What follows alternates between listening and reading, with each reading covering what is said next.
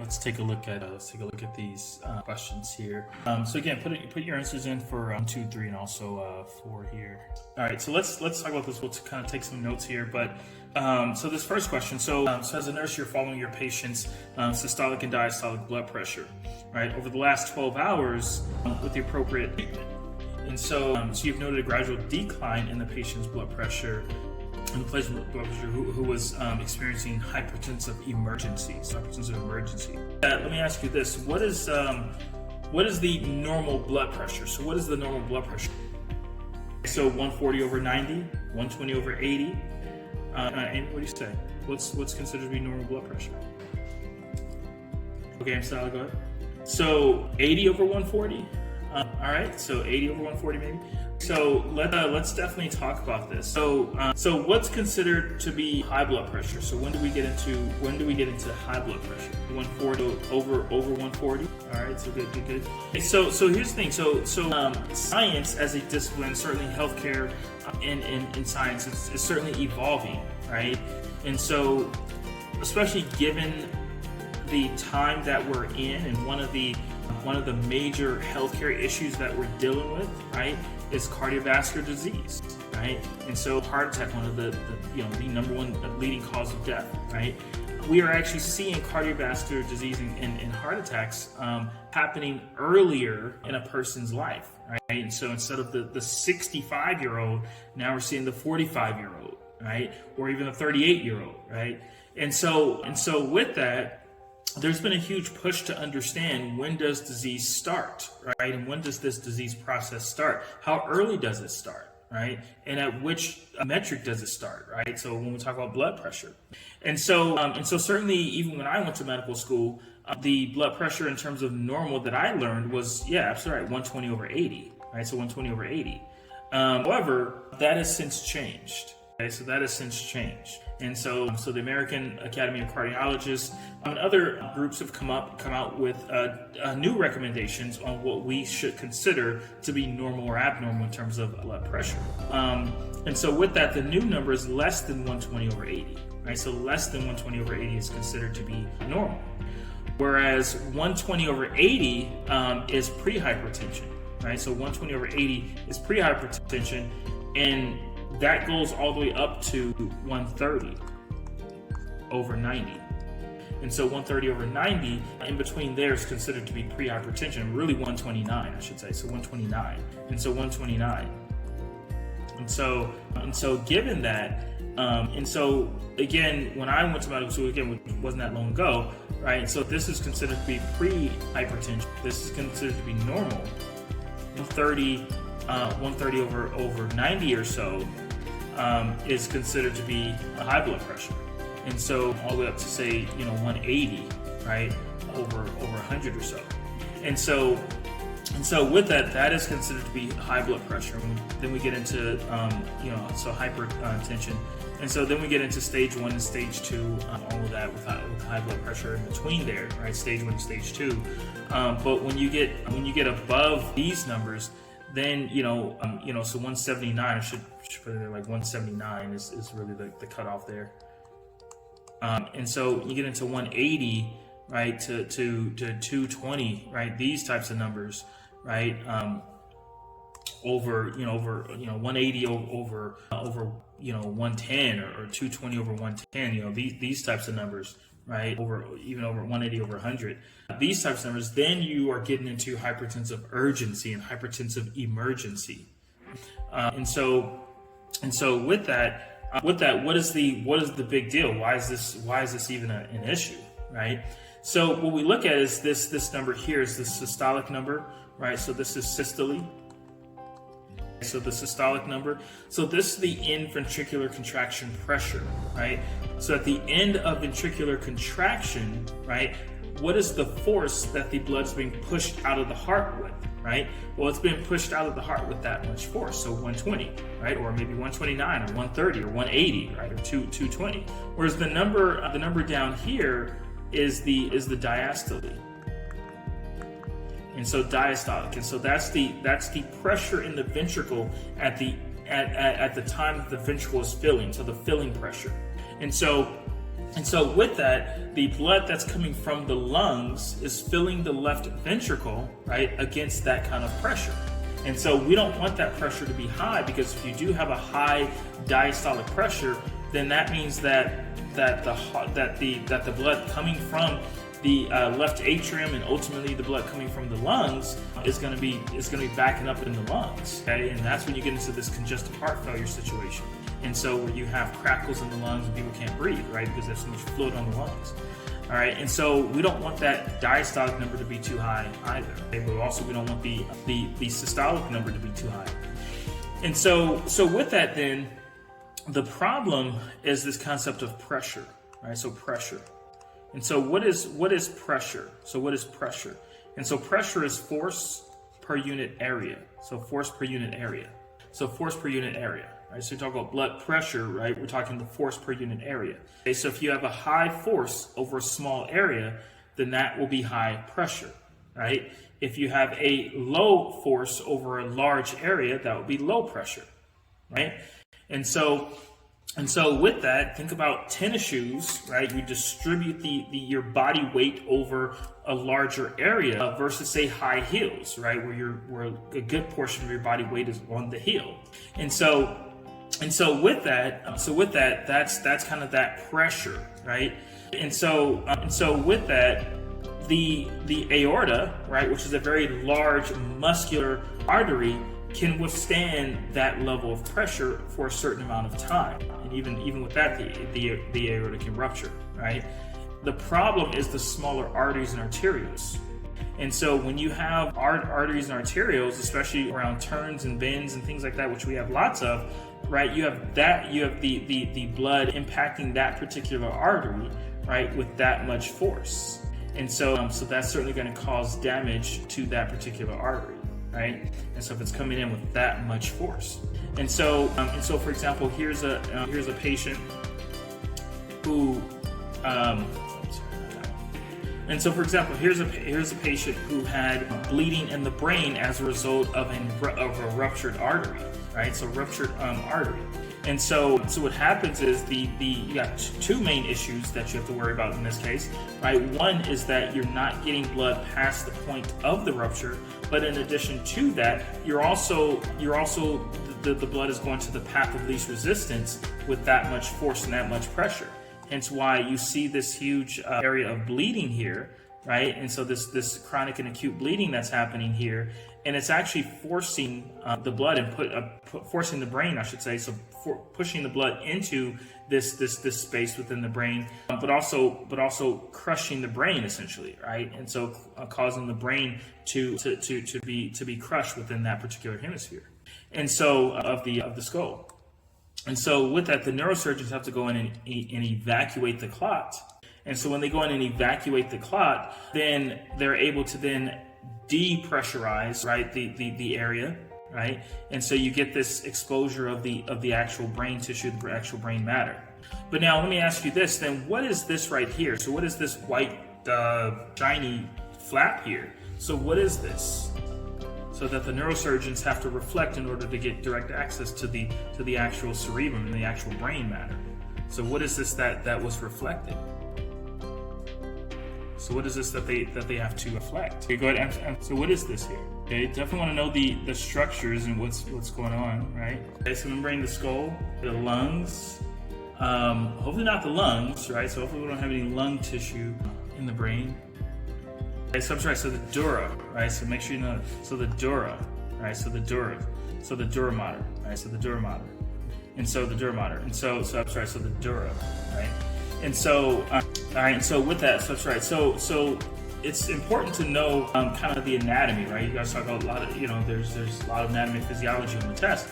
Yeah, but it's also understanding in the context of biology, in the context of chemistry, and so we'll talk about that. But you definitely want to know the just the different structures, and so we'll go through a lot of that today, and obviously next week.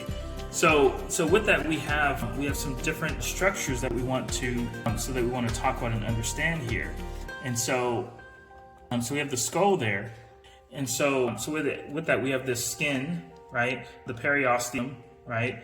So then we have the bone of the skull, right? And then we have what we call the dura mater, right? So the dura mater, and so the dura mater, and so the dura mater is the translation there is tough mother. So it's that thick, really tough layer that is around essentially the entire brain and spinal cord.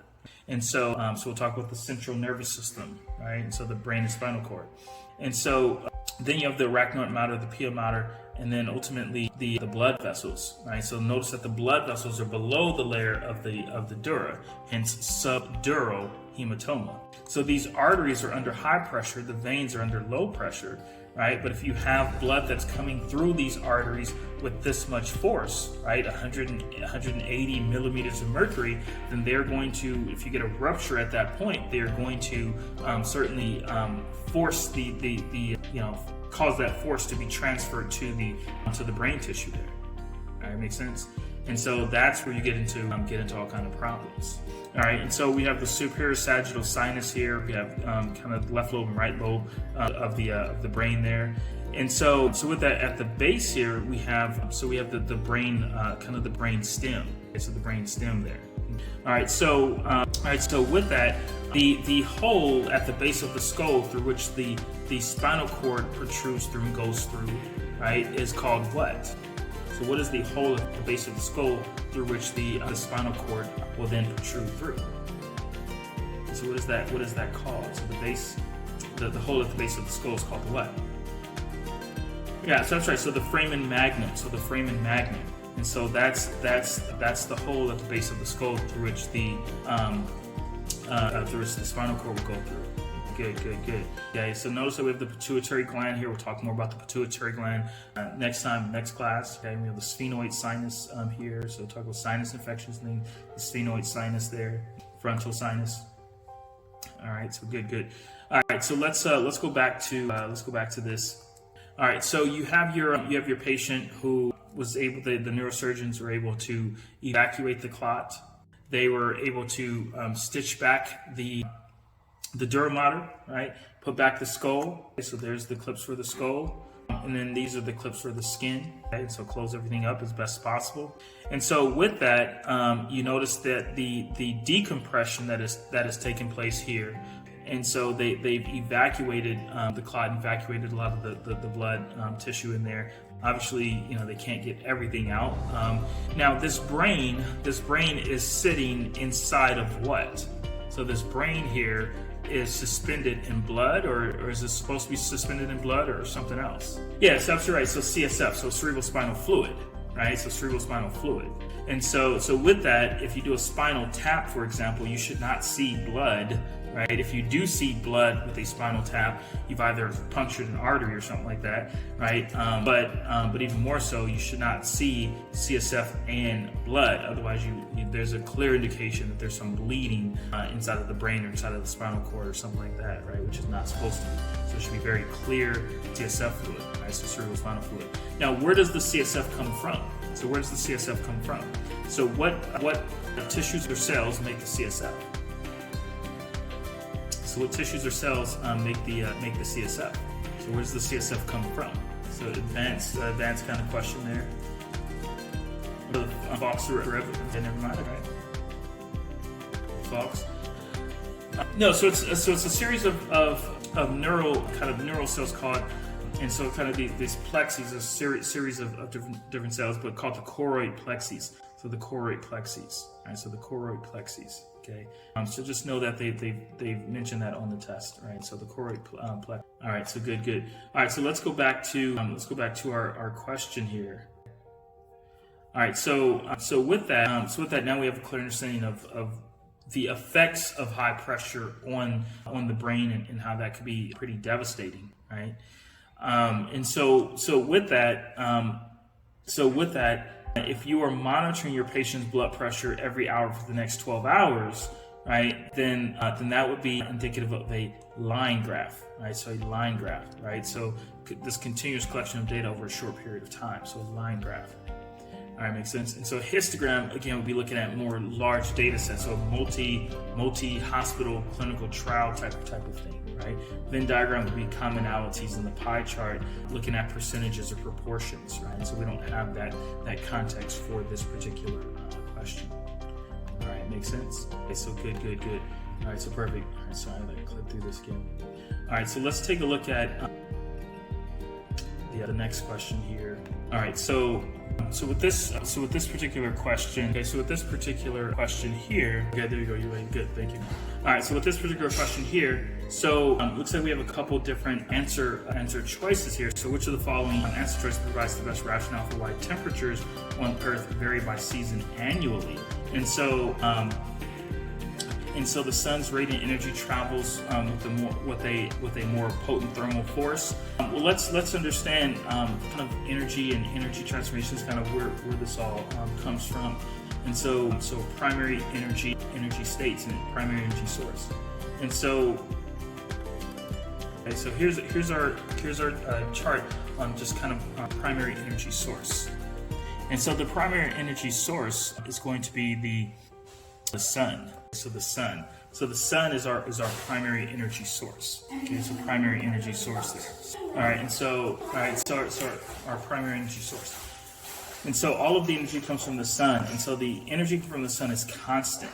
All right, so it's constant energy comes from the sun, and so we call it radiant energy, photons, light energy, radiation, electromagnetic waves, solar radiation, and so UVA or UVB rays. And so with that, we have these ultraviolet rays that have the ability to penetrate skin.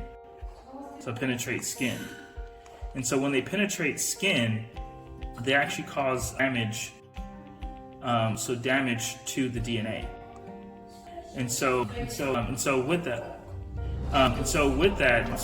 they cause thymine dimers. And so these thymine dimers ultimately lead to kinks in the DNA. And so these kinks in the DNA then lead to atypia, so atypical skin cells. So cells that start to look different, right? And ultimately lead to dysplasia. And so cells that ultimately grow differently and start to behave differently, and ultimately can lead to carcinoma. And so cells that will then grow and grow aggressively, essentially cancerous cells. And so basal cell carcinoma, squamous cell carcinoma, melanoma, for example. And so those are the things we definitely want to stay away from, right? And so with that, one of the things that you are going to have to do as a nurse is to make sure that you're observing for these things. You're looking at your patient in the physical exam and identifying particular lesions. And so we have the A, B, C, D, E test. And so with that, we're identifying these things and we're trying to look for aspects of this. And so for example, I'll put this up here. And so this is from a dermatologist friend of mine. And so the ABCs of melanoma, right? And so know the ABCs of melanoma. And so A, B, C, D, E here. And so A is going to be for asymmetry, so a lesion that is asymmetrical, right? So you're going to have to, especially as a nurse, you're going to be observing your patient doing a physical exam and looking for these things, right? So asymmetry. And so with that, you should be able to draw a line around a mole, right, or through the middle of the mole. But with this is definitely not symmetrical. Irregular borders, and so irregular borders are crusting or notching of the borders, and so and also different colors, and so different colors. Right, so you see multiple different colors in here, and so there a variety of colors, right? So certainly black, white, and blue is very worrying, also. And so the diameter, right? So anything larger than say 2 centimeters or the size of a pencil eraser, right, definitely needs to be biopsied. And so then, one of the things that you're going to learn in nursing school is that you have to document. If you didn't document it, it didn't happen. And so there are literally cases in terms of lawsuits where things happened, but it wasn't documented. And if it's not documented, then it didn't happen, even though you did it. You did it properly, you did the right protocol, but because you didn't document that you had done it, then that's where they have grounds for a lawsuit. So with that, the E is for evolve, right? So how has it evolved? And so make sure that as your patient is coming in to see you, if you're in family medicine clinics or something like that, or internal medicine or something, right? Wherever you are, you want to make sure that you are doing a full examination of your patient and documenting those clinical findings. Ensure the shape, the size, the color, any other features, itching, bleeding, tenderness, right? Pain associated with this particular lesion. Right, so how is it evolving? Make sure that you're documenting these things, because these will come back to haunt you if you don't. All right, so good. So with that, we humans have the ability to block the harmful rays of the sun, and so we have a protein called melanin. And so melanin is produced by the melanocytes. So the melanocytes. And so the melanin is produced by the melanocytes, and so we all have some ability to some extent to produce melanin, right? We all have melanocytes. So if you're more fair skinned and you go out into the sun, you get a suntan, right? So that's the melanin being produced as a protective mechanism against the wavelengths of the sun. And so the melanocytes are located in the striatum, so the striatum basale of the epidermis. Okay, so the striatum basale of the epidermis. And so make sure that you know where these melanocytes are located and what do they produce and how do they help, right? They help to block the harmful rays of the sun. All right, so with that, in terms of our rotation around the sun, it's not a nice little circle, it's more of an oval. And so with that, there's some times throughout the year when we are closer to the sun, hence summer, and we get more direct solar radiation. There are other times when we're farther away from the sun, right, and we get less direct solar radiation, hence why it's winter time. All right, makes sense? And so this is what accounts for the different seasons, not because it's June.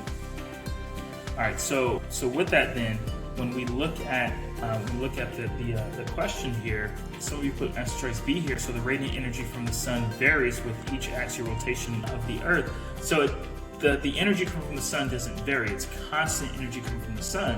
What varies is our distance away from the sun, and so the radius of the Earth's oval orbital rotation around the sun varies seasonally with a longer radius during the winter time. So that's right, Jonia, and answer choice D here. And so we want to make sure that we're identifying answer choices and looking for that distinction, right? Why, what's wrong with this or what's right with this particular answer choice. All right.